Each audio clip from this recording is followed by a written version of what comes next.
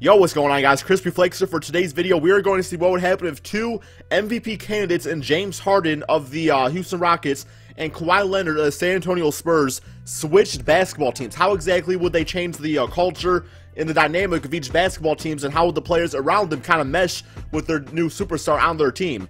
If you guys can do me a quick favor and like this video, for my next What If video, I am going to do what would happen if Isaiah Thomas, point guard of the Boston Celtics, switched basketball teams with Allen Iverson. Yes, guys, we're going to put Isaiah Thomas on that 2001 Allen Iverson dominated basketball 76ers team, and we're going to put Allen Iverson on the Boston Celtics in today's NBA and just see how that works out also.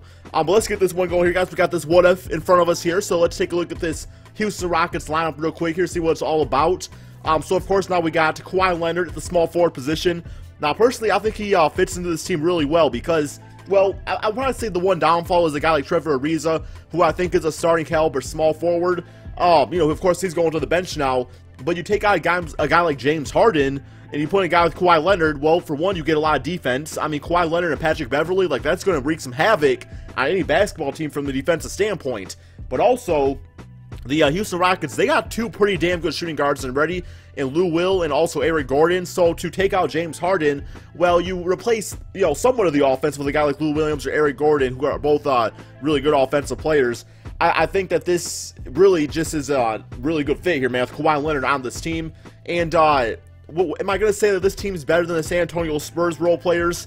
Well, this team doesn't exactly have a little Marcus Aldridge on their team. I mean, they still got Ryan Anderson who can fill up the basket. Clint Capella, he's a good young center. And like I was saying, man, Patrick Beverley brings the defense and a certain grittiness that really a guy like Tony Parker in his old age doesn't really bring anymore. So, I guess Nene's good. So, yeah, man, this is a good team. So, man, still a good team. And I do see this team probably going, damn, I'm not going to lie, man. Maybe we're going to have Spurs and Houston in the Western Conference Finals for this simulation. But all right, let's take a look at the San Antonio Spurs team.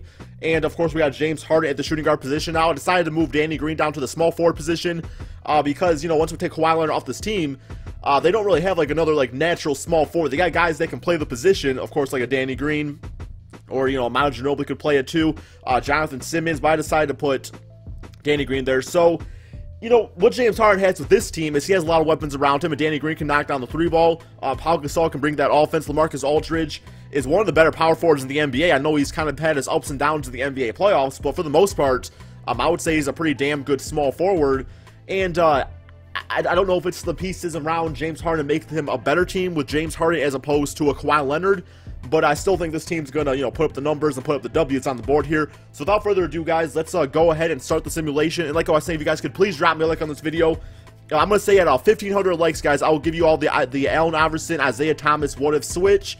And also, if you guys got any more suggestions of what other what ifs you want to see, let me know in the comment section below. I'm always down to hear your guys' opinions on that stuff. You guys have a lot of good ideas. Here we go, man. Here we go. Start the simulation. Simulate through date. And here we go, man. As you guys see, we got the playoff picture on the right side there. So we're going to have the, holy shit, San Antonio. God damn, baby. You all know that the boy Craig Popovich is going to be roasting James Harden the second he starts not playing defense, man. The second he starts not playing defense. But not going to lie, man. Like, Mike D'Antoni, he is a good coach for the Houston Rockets. He maximizes their offense, and he really opened up a whole new, like, dimension of James Harden's game. And I feel like Greg Popovich did the same thing for Kawhi Leonard. Now, in the past, I've done a video of what if Kawhi Leonard never got traded from the Indiana Pacers, and a lot of people out there are saying that Kawhi Leonard would just not be the same player. They say that a big part of who he is was the culture of the San Antonio Spurs, having veterans like, Tim Duncan, Tony Parker, Manu Ginobili really help to mesh his game in the right direction, the right style, and also having, just Greg Popovich, who is just one of the greatest coaches, if not the best coach of all time. Some might disagree on that, and I would definitely respect that opinion too. But I don't know, man, like, if you put James Harden on the San Antonio Spurs under those same circumstances, would he have been a better defensive player? Like, can you imagine James Harden's offense combined with defense? But I also, at the same time, I feel like really, like, for the most part, really great offensive players are not always great defensive players because they put so much effort on the offensive end, and they don't exactly have the same output on the defensive end because they're saving that energy to, kill it on offense. You got guys like Carmelo Anthony that do that. Kawhi Leonard is not the case, man. I say guys like him and even Klay Thompson or even Jimmy Buckets, they do it all around. I think that's a very important thing to do if you really want your team to be successful in the future. And not to mention all the minutes that NBA players have to play too. There's actually this very interesting statistic that I read. It was the, I believe it was either the top 5 or the top 10 most minutes played by a player currently in the NBA playoffs.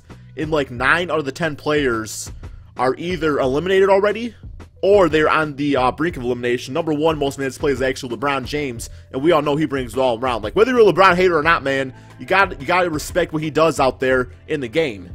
And I know a lot of people saying stuff like, oh man, well, he's lost 4 championships and stuff like that. It's like, the dude's still one of the best basketball players of all time. He might go down as the best. I'm not going to say it, but he might go down as the best. And, I mean, in my opinion, he's the best I've ever seen, because by the time I was watching basketball, like, Kobe Bryant was so dominating and everything, but it was still kind of, I don't know, man, it was still that mix between LeBron's and Kobe's league. It was kind of that awkward transition phase with Kobe and LeBron fans, and of course Michael Jordan. That was kind of before my time when I was just a little flake. But here we go, man, record-wise. Both these teams are right by each other, like 53-28. Let's actually simulate through date right here and take a look at the final record this way. And we got Russell Westbrook still winning the MVP, Joel Embiid Rookie of the Year, okay, all that stuff there. James Harden, All-NBA first team on the San Antonio Spurs. I don't see Kawhi Leonard anywhere. Okay, so Kawhi Leonard, All-NBA third team. How about defensive-wise? Wow, man. Damn, dude, he did not make all-defensive team, Kawhi Leonard? God damn, D'Antoni. What you do to those players over there? You're like, yo, just go out there and get buckets. We don't do defense here on the Houston Rockets, man. We a goddamn rocket. We not a tank, man. We don't got no defense. We ain't no freaking air striker. I don't know if that made sense, man. I don't know much about military stuff. Air striker, yeah, no, like defense missiles, I guess. Rockets, defense missiles, it all makes sense, man. It all makes sense. Don't tell me it doesn't. All right, let's take a look at these. Okay, so we could potentially meet. Ooh, I don't know if it's gonna happen. We could potentially meet in the Western Conference Finals, but Golden State's number 1, so they're probably gonna get there. Let's look at these playoff stats here real quick, or player stats, I should say. San Antonio Spurs, we got James Harden, 25 points, 7.6 rebounds, 7.8 assists, getting the steals out there too. Still really good numbers. I don't know if those are not as good as he is actually doing in real life, because he was pretty damn near a triple-double, just like Russell Westbrook. Scoring-wise, though, wow, David Lee actually, god damn, dude. Is David Lee being a baller lately, man? I didn't know he was even that good anymore. 11 points a game, good for him, I guess. Also got some rebounds out there, too. That was like, I didn't even, like, take notice of him. I was like, oh, yeah, it's just David Lee. Not good sense to Knicks. I mean, he was averaging, like, 20 and 10. Aldridge, though, did, basic bitch power forward numbers, nothing spectacular. Tony Parker, Pau Gasol, Patty Mills, all pretty much basic bitch numbers out there, being the supporting role to James Harden, much like is happening in Houston right now. And here's the rest. Damn, we got a lot of players, though, like, scoring-wise, a lot of players doing work out there. And that kind of is like San Antonio Spurs offense anyway. Houston Rockets, we got Kawhi Leonard leading scorer at 21 points, 6 rebounds and 6 assists out there, getting the steals also. Still really good numbers, but of course he didn't make the All-NBA team or anything like that. But overall, I'm saying it's a pretty good season. I would like to see that score a little bit higher, but you know, Lou Williams or Eric Gordon, those are both really high volume shooting, high offensive efficiency shooting guards out there, so it does make sense that Kawhi Leonard would kind of sacrifice offense for those guys to get going a little bit. I don't know, Lou Williams was a 17-point per game scorer like that. Clint Capella, almost a double-double, good solid center, 2 blocks a game.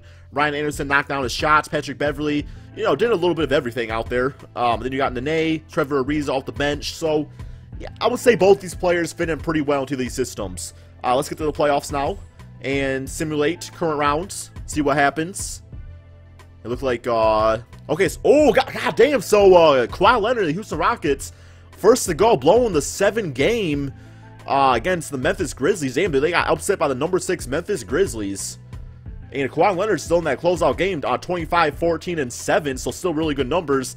But the rest of the Rockets just didn't really, damn, we're on shooting guard. Okay, so Williams, 15 points, Eric Gordon, 9, okay, so, yeah, just he didn't really get as much help as he needed, although 10 for 21 is not spectacular, especially when you go 2 for 9 from 3. Just not very consistent. You know, he don't got Greg Popovich out there mean mugging and being like, yo, Kawhi, why don't you just take that freaking second 3-pointer? We didn't need that shit. And there's a closeout game for the Grizzlies. Closeout game for the San Antonio Spurs and the Utah Jazz. Damn, that's good numbers by Rudy. Almost a 20-20 game. We had James Harden to close out, 35 points, 9 rebounds, 11 assists, 13 for 19. Very efficient shooting. There we go, man. Greg Popovich saying, yo, boy, you ain't gonna do no crazy shit out here, man. You ain't Russell Westbrook, baby. I ain't Chris Move, baby, either, so I can't, you know what I'm saying. Manu Ginobili, 20 points, 12 and 10, 12, 12, 10, 7, 12, okay. All right, I don't see the Spurs getting past the Golden State Warriors, but who knows, man. I've seen crazier things happen. Simulate current rounds. Oh, my God. Fucking bitch ass has swept us, dude. God damn! I want to see this team go to the finals. They ain't gonna get no fucking swept. Come on, man. 2K, get your game right, man.